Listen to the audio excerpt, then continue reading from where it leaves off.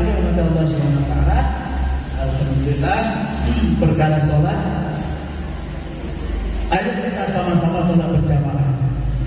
Nggak usah dibahas Pak, nggak usah dibahas yang masalah yang bukan fardu, nggak usah dibahas tuh yang masalah bukan fardu. Misalnya contoh ini, kita sering melihat, terutama kalau di YouTube kan sekarang udah zaman canggih, sekarang kan di YouTube ada aja ya. Jadi ternyata misalnya angkat tangan Bapak, angkat tangan Ibu ketika kita melambaskan takbir, saya mau tanya, wajib apa sunnah Pak? Bahasanya gini, rukun atau bukan ketika angkat tangan ini?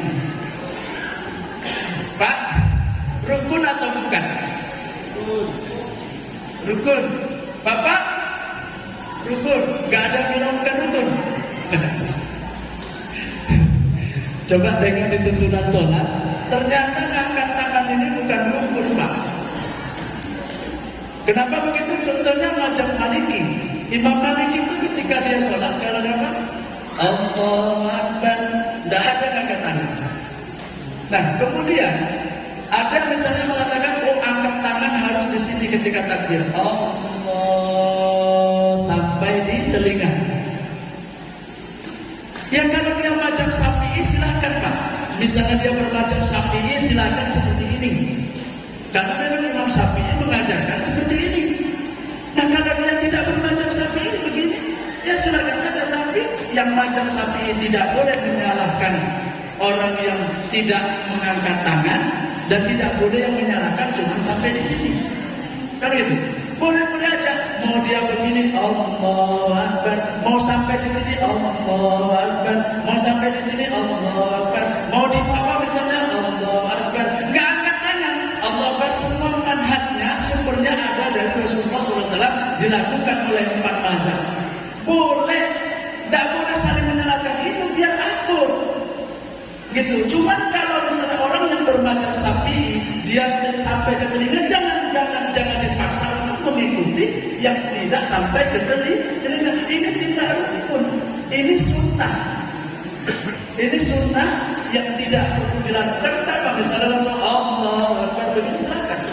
Jadi mau begini silakan Bapak, mau sampai sini silakan Bapak. Yang nggak boleh itu ketika mau takbir itu Allahu Akbar, tangannya begini-gini. Allahu Akbar. Nanti kalau terlihat sama orang Batak di sini, nanti itu sholat apa nari tortor kan gitu. Kan begitu betul Pak? Nah, nari tortor. Begitu. Jadi Allahu Akbar, enggak boleh masalah itu. Nah, kemudian masalah meletakkan tangan. Meletakkan tangan misalnya. Ada yang begini, Allahu Akbar, betul Pak? Ada yang seperti ini Pak? Ini pernah dibuat Rasulullah. Ada yang Allahu Akbar, taruh tangannya seperti ini, betul Pak? Di sini, benar. Benar di sini. Ada yang nyamping. Allah. Begini ya Pak, ada yang nyamping tangannya. Allahu Akbar, seperti ini Bu. Ada yang nyamping. Ada yang taruh di begini. Allahu Akbar, gini Pak, benar. Ada kan? Ya kakak kayak sekali-sekali. Ini saya macam Hanafi ini Pak. Macam saudara kita yang dari India, Pakistan, Bangladesh sana. Makanya kalau teman-teman karbon jamaah tabligh pulang ke sana, kalau dia nggak berfikih, ya akhirnya dia pulangnya begini. Udah ditinggalkan dari fikih sapi, Imam Sapi yang begini, ikut macam Hanafi. Kan begitu. Nah ini kadang berdirinya kita itu harus diakui, kita tidak boleh tidak tegas. Apakah salah? Tidak. Cuma kita katanya orang Indonesia berwudunya pakai begini-gini aja. Berwudu ini kan tidak macam Sapi. Kalau kita Hanafi begini Pak, misalnya begini wudunya, kita begini-gini aja. Padahal kata Rasulullah, besok di umatku di yaumil kiamat akan bersinar bekas wudunya. Lalu cakapnya, kalau kita cuma wudunya gini aja, berarti kayak senter kepala itu Pak nanti di yaumil kiamat.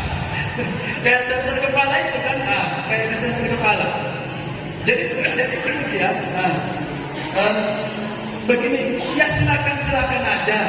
Mau begini boleh, mau yang nyamping begini silakan, mau yang di tengah begini silakan, mau yang agak ke bawah silakan. Yang nggak boleh Bapak Ibu pegang yang paling bawah. Begini, Allah, tangannya begini yang paling bawah. Maka dibilang aku berada macam tak botol. Apa pula sama dia megang yang paling bawah? Kan begitu. Nah, makanya seperti itu Bapak Ibu. Paham tak? Kadang ditanya, ngapa pula kau gini? Aku gini aja lah, ngapa? Aku tengok orang meninggal di kubur tak pula jadi pemerintah macam ini. Ya kan? Susah pula nak kembalikan di kubur kan Pak? Tak pula dibuat taruh macam ini, susah pula dia. Tak pula ditaruh yang paling bawah, gelap pula kan? Jadi taruh di tengah begitu. Jadi terserah boleh. Dan kemudian satu hal lagi bahwasanya Bapak Ibu yang Allah Subhanahu Wa Taala untuk 5 rukun Islam. Untuk 5 rukun Islam memang harus terang-terangan. Harus terang-terangan. Ini kata ulama. Dianjurkan terang-terangan. Saya mau tanya di sini ada yang sudah haji ya Pak? Oh ya, Haji Ruskan. Dulu Pak Haji waktu berangkat haji diam-diam apa terang-terangan? Terang-terangannya itu bikinkan Pak, kemudian Pak walimatul safar. Kenapa tak sojak-sojak? Karena apa? Haji rukun Islam yang kelima. Jadi maknanya Pak, aku sholat di haji. Misalnya datang ini orang Jawa, kagum ya saya. Ayo Pak sholat, kamu saya tak sholat. Emangnya sholat harus nampak apa kamu? Harus jawab-jawab ke kamu. Bukan itu, ternyata memang kita harus terang-terangan Pak. Zakat gitu juga. Misalnya Pak Haji udah zakat, Pak Mahari udah zakat, Pak Babin, Pak Kades udah zakat. Saya zakat lah. Tapi saudara berapa? Ada lagi. Maka tidak bisa. Memang harus datang kepada orang yang ahli zakat. Harta saya totalnya saya punya emas 1 kilo. Baru zakat. Aku dikeluarkan 2,5%. Kalau orang yang sudah mempunyai 80 gram emas, dia wajib zakat. Kalau dihitung penghasilan, berarti kalau orang yang sudah punya 6 juta penghasilan setiap bulan, maka dia sudah wajib mengeluarkan zakat 2,5%. Dalam 6 juta itu 150.000, 25.000 per 1 jutanya. Harus terang-terangan Pak. Kemudian saya sudah masuk Islam, di mana? Di sana. Di mana sana? Di Bodong atau kalau di Teluk Tenggung bisa begitu kan? Tak bisa. Kita tinggal di sini. Yang panggillah pemuka agama sini, ucapkan saya masuk Islam. Bila perlu datang Pak Kades, siapa masuk Islam? Itu si Atan Jobang, gitu kan? Misalnya nih Atan Jobang, aku nyumbang 1 ekor kambing untuk acara dia itu masuk Islam. Wah, itu harus apa? Ucapkan asyhadu an la ilaha illallah wa asyhadu anna muhammadar rasulullah. Walaupun setelah itu dia nggak sholat, Islam. Harus terang-terangan. Begitu puasa juga harus terang-terangan. Puasa kan begitu. Puasa. Jadi dia kata abang mau, insya Allah saya puasa begitu. Jangan pula misalnya kita ini, masya Allah, ini bentar lagi kita kan puasa nih Pak, dalam lagi mungkin sebulan lagi atau 2 bulan lagi. Jadi saya ingatkan seorang bapak yang hebat, seorang ibu yang hebat, yang tidak tahu anaknya, yang anaknya tidak tahu kalau dia tidak puasa. Seorang bapak yang hebat, seorang ibu yang hebat, walaupun dia datang bulan, yang anaknya tidak tahu kalau dia tidak puasa. Maknanya apa Pak? Dia bangun subuh, bangun sahur itu menemani anaknya untuk bersahur. Kemudian ketika dia waktunya makan, dia betul-betul sembunyi. Bila perlu di kamar, yang punya kamar, kunci kamar itu untuk ibu bapak makan di situ. Jangan menampang di depan anak kita. Apalagi sempat saya katakan tadi, laporan puasa, lagi latah puasa, buka baju, laporan kan habis buka, habis minta sawit. Kalau badan bobot apa ini macam bina langkah, buka baju pula. Apa yang terjadi? Merokok keconting pula, sambil naik Honda. Oh, bangga bukan main. Ini bukan menghargai orang puasa, hargai diri sendiri. Aku tak puasa, hargai diri sendiri. Jangan tahu orang kalau kita tidak puasa. Anak itu munafik, yang munafik dan dosa itu kalau ditanya begini, kita tak puasa. Puasa jok, puasa. Nah itu baru berdosa. Tapi kalau kau puasa jok, tak. Ini apa dia ngomong? Aduh maaf bang aku kalau ngerokok kita sembunyi sama apa nanti sembunyi munafik tuh bukan. Hargai diri sendiri bahwasanya kita ini kalah sama anak kecil tidak puasa. Oh karena kita hujan deras banyak orang yang hujan deras juga bisa puasa. Jadi karena iman kita memang belum kuat, jadi harus terang-terang. Begitu juga haji, zakat, puasa dan lain sebagainya. Paham Pak? Saudara ya Pak, Ibu? Udah ngantuk Bu? Udah ngantuk. Ya Alhamdulillah Bu, saya ini pun memang agak hemat-hemat suara sebelum berserah karena besok Rabu pagi saya mesti di Sencala. Di situ acaranya pagi kalau biasa di Pasar Kembang, terus kemudian di Kebuning Muda itu juga pagi. Yang malam cuma di N5 namanya. Ada dusun di dalam itu, yang nyebrang itu malam hari. Nah gitu. Jadi di sini alhamdulillah saya bisa tahu saya di sini. Mudah-mudahan yang saya sampaikan ini bermanfaat. Ya Bu, ya Bu, bermanfaat ya Bu. Jadi masih banyak sebetulnya yang ingin saya uraikan, namun keterbatasan waktu. Jadi saya pesankan mulai sekarang ayo ibu bapak saling memberi semangat untuk beramal soleh karena itulah tabungan kita di akhirat. Soleh Bu. Yang terakhir masih punya orang tua Bu, masih punya orang tua Pak. Hormati orang tua itu, sayangi dia, jangan sia-siakan orang tua. Bahasanya dikisahkan oleh Rasulullah dalam satu hadis, dikisahkan dalam satu kisah di zaman Rasulullah, maksud saya ada seorang sahabat yang bernama Al-Qamah radhiyallahu anhu. Ketika itu dia salah paham, singkatnya cerita, ibunya salah paham terhadap Al-Qamah radhiyallahu anhu, sehingga ibunya merajuk dan menganggap Al-Qamah bukan anaknya. Pergi dia dari rumah itu. Ini seorang Al-Qamah yang hidup di zaman sahabat, yang berjuang di jalan Allah Subhanahu wa Ta'ala, yang bahasanya dijamin surganya oleh Allah Subhanahu. Tapi kenapa ketika itu Allah susahkan dia meninggal, tidak bisa mengucapkan la ilaha illallah Muhammadur Rasulullah karena ibunya begitu, merasa tersakiti. Maka kemudian singkatnya cerita, ibunya didatangkan kalau nggak mau dibakar hidup-hidup ketika itu Al-Qamah. Kemudian dimaafkan, barulah dia bisa mengucapkan asyhadu an la ilaha illallah wa asyhadu anna Muhammadar Rasulullah. Kenapa Bapak Ibu? Yang pertama, ternyata apapun ceritanya orang tua itu keramat di dunia. Keramat di dunia. Sehingga seorang Al-Qamah yang berjuang agama, sebelum ibunya ridho, dia tidak bisa mengucapkan la ilaha illallah di akhir. Tapi sebaliknya, karena Allah tahu bahasanya, Allah memandang bahasanya Al-Qamah ini adalah seorang mujahidin, sahabat Nabi yang memang soleh, hanya kesalahpahaman ibunya, maka Allah tunda, kata ulama, tidak dicabut sebelum ibunya ridho, sebelum dia bisa mengucapkan la ilaha illallah. Jadi zaman sekarang ini Bapak, kita yang rajin ke masjid, insya Allah termasuk jihad fisabilillah, mudah-mudahan kita ini akan dimudahkan mengucapkan la ilaha illallah. Jadi kalau orang tua masih hidup, yang jauh telepon, sering telepon, tanyakan kabarnya. Gak usah mikir kita ngirim pulsa, mikir kalau memang kita belum mampu, tapi luangkan kedonacin itu sekali, tanyakan kabarnya. Segerakan pulang kalau memang dia ada rasa sakit atau gimana. Kalau kita mampu, jangan ditunda-tunda, senangkan hatinya. Kalau masih ada, berkhidmat kepada dia, minimalnya kita itu mengenakkan dia. Ketika dia minta apel,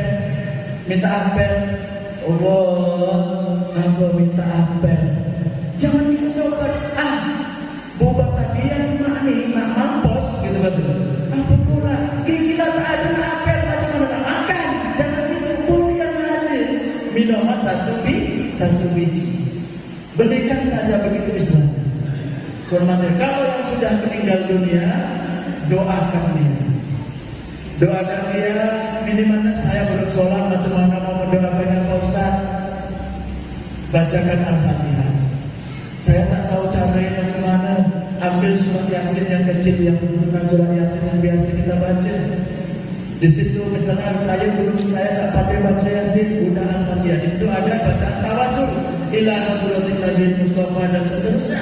Sampai kemudian summa ila khususon bapak saya, misalnya atau emak saya, Ebon bin Atan Jombang binti Atan Jombang Al-Fatihah, itu sudah termasuk kategori anak yang berbakti kepada orang tua. Kalau kita tidak mau berbuat seperti itu, maka Rasulullah di dalam satu hadisnya dikatakan, berlakulah baik kamu terhadap orang tuamu, maka kamu akan diperlakukan baik oleh anak-anak.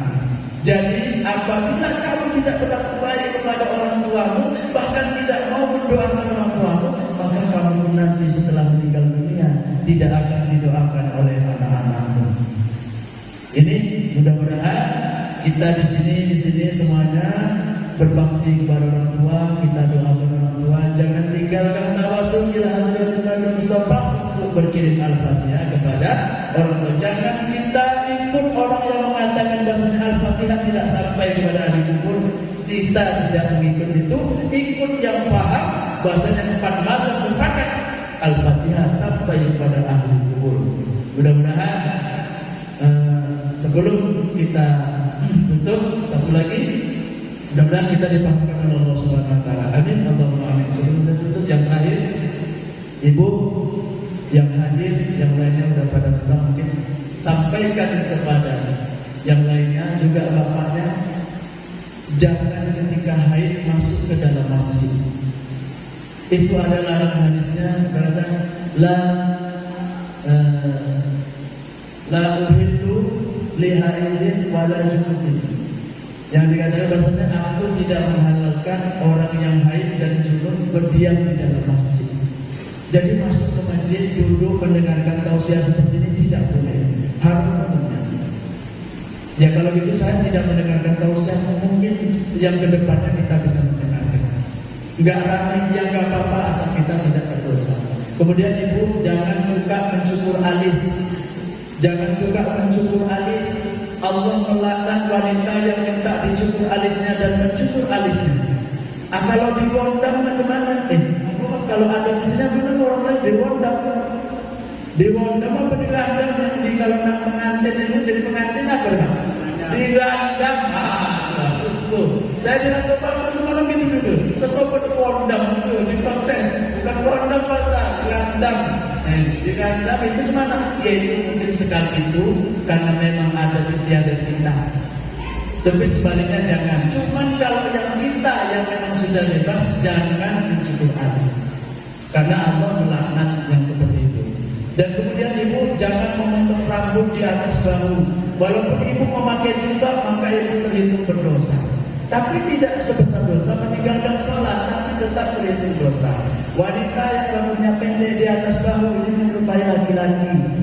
Maka ini apabila dia berjilbab pun dia tetap berdosa di sisi Allah Subhanahu wa taala. Tetap berdosa di sisi Allah Subhanahu wa taala walaupun dia berjilbab. Walaupun dia ahli sholat, saat itu dia terkena dosa karena memotong rambutnya di atas bahu. Kemudian kalau yang ibunya boleh rebonding apabila suaminya yang menyuruh. Tidak haram, hukumnya makruh. Cuman kalau ibu nanti buka jilbab nampak laki-laki yang bukan muhrim, itu berdosa di sisi Allah. Kalau yang janda dan gadis macam mana hukumnya makruh. Kalau untuk menampang tak boleh, itu haram hukumnya. Jadi mudah-mudahan kita di sini semua diberi paham, bapaknya juga, mudah-mudahan bapak-bapaknya juga kalau masuk ke masjid, bapaknya jangan nampak pusat, jangan nampak lutut, jangan nampak lutut, jangan nampak pusat. Kembali saya, jangan nampak lutut, jangan nampak pusat. Maksudnya celana pendek aja jangan. Karena apa? Allah sendiri mengatakan di dalam Al-Quran itu ayat suratnya saya lupa, tapi ayatnya berbunyi seperti ini. Ya bani Adama, khudzu zinatakum 'inda kulli masjid. Wahai anak cucu Adam, hendaklah kamu berpakaian yang sopan, yang rapi ketika memasuki masjid.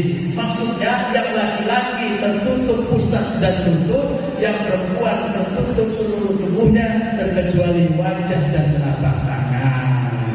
Paham Pak? Paham Bu? Sudah ngantuk Bu? Nah, ini saya insya Allah nggak pulang ini Bu. Rencana dari sini saya langsung ke Sencalang, itikaf di Sencalang.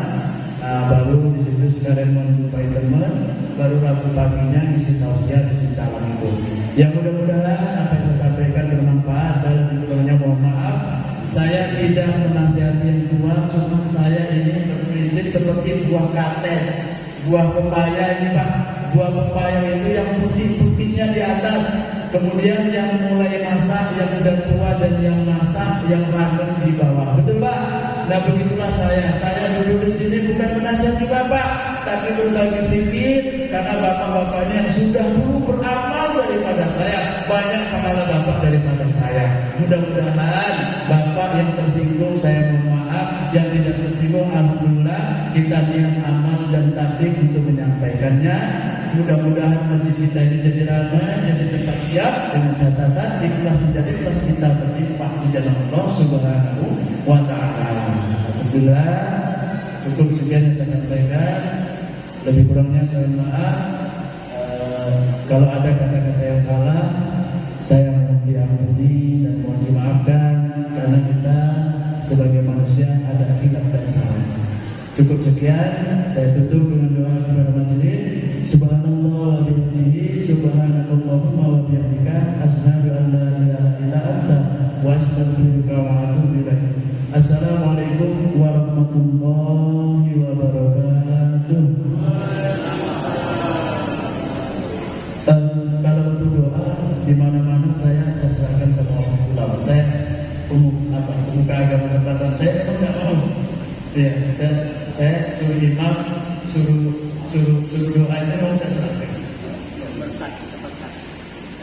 Saya menghargai ulama kita, ulamanya dihargai, pemuka agamanya.